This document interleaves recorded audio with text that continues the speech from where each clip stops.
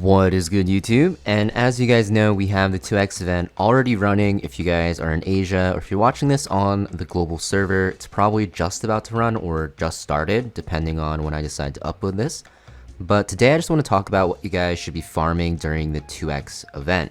Now, I know I've made this video in the past, but as the game has progressed and it's about 3 months into launch, I've kind of changed my view on how you should be progressing, especially in terms of 2x, in terms of being efficient. So I'm just here to tell you, what you guys should be doing.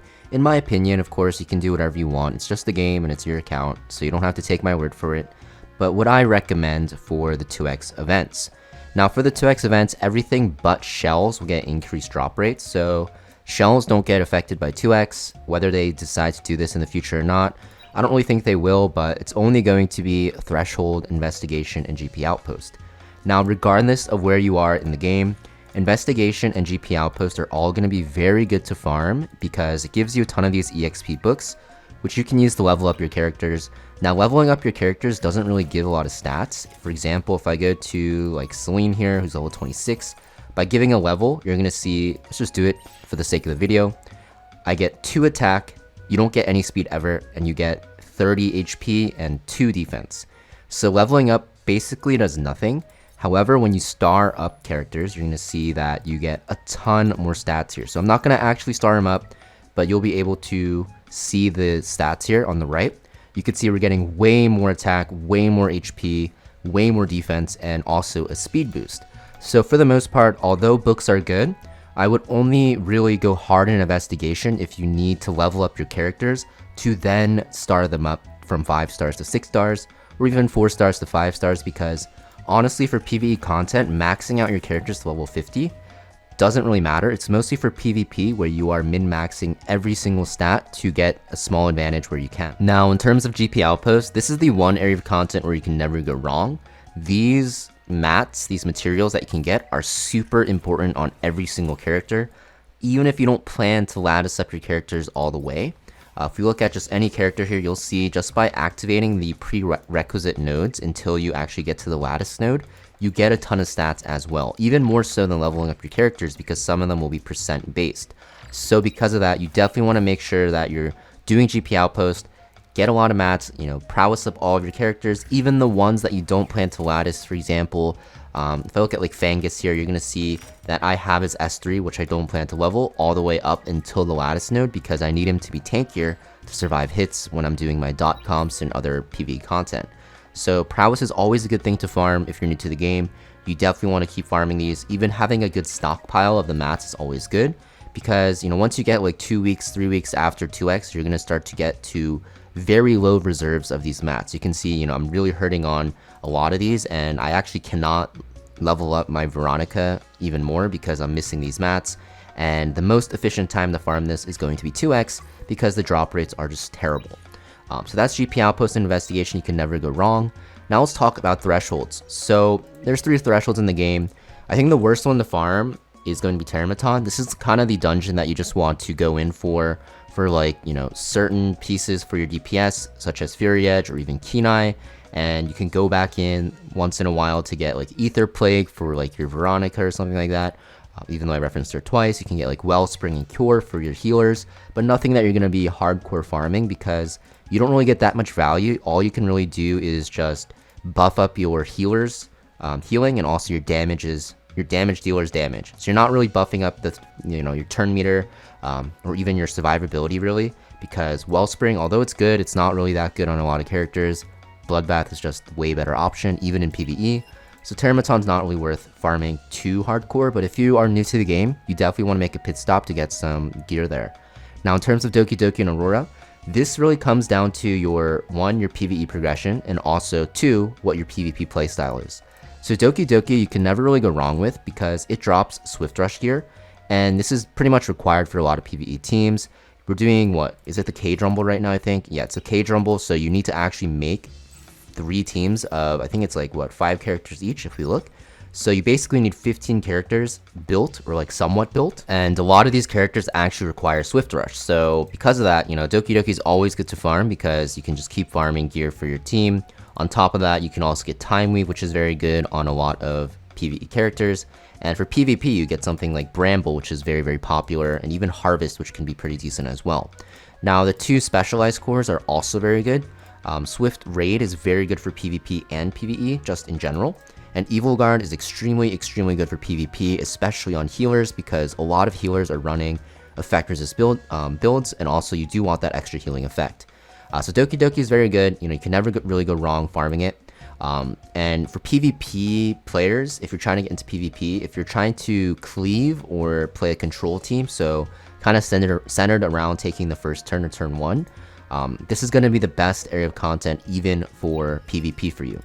Now, Aurora. So Aurora is going to be what I'm personally farming, and this is going to be the area of content that I think most late game players are going to be farming. So both of the specialized cores are very good for PvP content. Swift Smite is also good for PvE because it gives you speed and effect accuracy, so it's very good where you need speed on your debuffers and you want that extra boost. And all of the 5 matrices that drop are very good just wherever you plan to use them. So Momentum is like the best PvE matrix in terms of damage and boosting your damage if you have a debuff team. Fury is going to be very good for PvP and PvE, mostly because it's just the best damage dealer 8 matrix effect for the most part. And then the other 3 matrices are going to be very good for PvP. Strive is used on a ton of characters for PvP right now because it just gives you extra defensive stats and it gives you really high turn meter push, and this actually procs multiple times per turn, which is insanely powerful. You have Bulwark, which is pretty much required on some characters right now that want to not get control at start of battle, like Dokyoki and like Holden. And you also have Bloodbath. So the Bloodbath is, like, in my opinion, the most imbalanced matrix in the game because you basically just half the damage you take, and it's very good in PvP. In fact, you're gonna see that all of my characters basically are on Bloodbath. When I made my showcase video for PvP, people were all like, wow, everything's on Bloodbath. Yes, the reason why is because the damage output in this game in PvP is extremely high, so you kind of need Bloodbath just to survive. On top of that, the damage output in PvE is very high as well. Like, for example, if you're struggling with Ethernet Rally Karuru, Bloodbath is an easy way to get past it. If you're struggling with just anything that hits very hard, such as, Rengokutsu. Rengokutsu, you're going to see a lot of characters and a lot of teams also on Bloodbath. You can see right away, click on the first character, Sonya, on Bloodbath. If I look at this Sonya, it's on Wellspring, which is pretty much the same as Bloodbath if you stack a lot of health. You'll see like a lot of other teams like this Sonya as well. Yeah, you can kind of see what I'm getting at. Bloodbath is just super important for a lot of characters, and even though not every single character is on it, if you're trying to progress into content, the hardest thing is surviving, so Bloodbath just kind of prevents that. So really up to you in terms of what you want to farm in the end. But like I said, Aurora is going to be very good just overall. Also, it is what you're going to farm as like a standard bruiser player getting into PvP.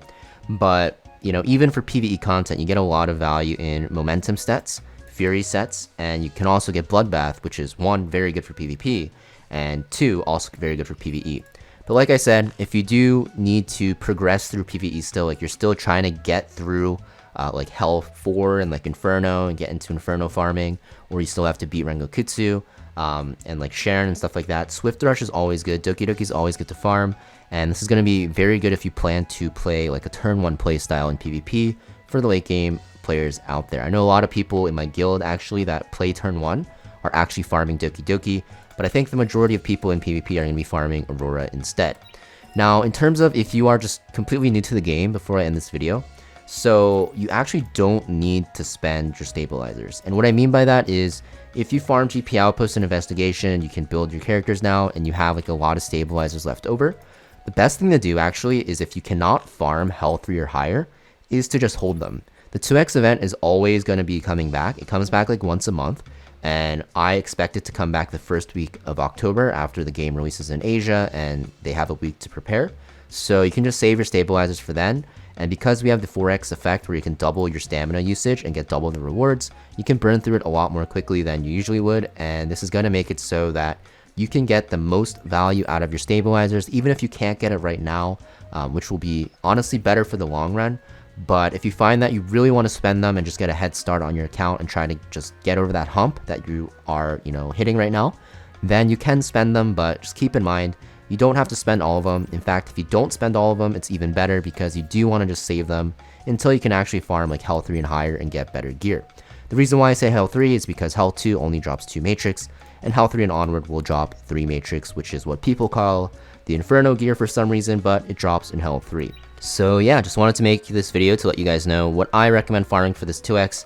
Also, before I end the video though, if you guys haven't already, make sure you guys top up your crystals before the day resets, because that way you'll get extra energy going into the 2x event.